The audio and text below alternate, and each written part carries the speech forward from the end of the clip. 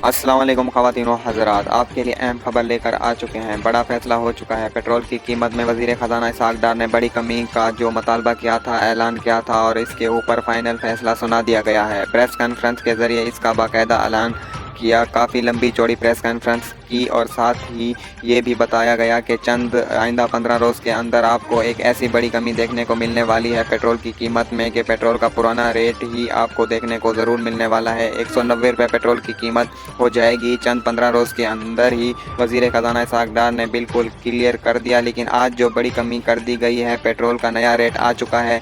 ये बताने से पहले आपसे गुजारिश करेंगे, वीडियो को लाइक नहीं किया तो लाइक कर दें, चैनल को लाजमी से सब्सक्राइब कर दें और वीडियो को शेयर ज़रूर करें ताकि दूसरे लोगों के नॉलेज में इजाफा हो सके। तो नाजरीन, यहाँ पर आपको बता दें कि वज़ीर ख़ज़ाना इसहाक़ डार ने आज पहले ही ऐलान किया, लेकिन जो फाइनल ऐलान किया जाएगा रात 12 बजे किया जाएगा। पेट्रोल की कीमत में 40 रुपये कमी के बाद पेट्रोल का नया रेट 231 रुपये मुकर्रर करने का फैसला कर लिया गया है।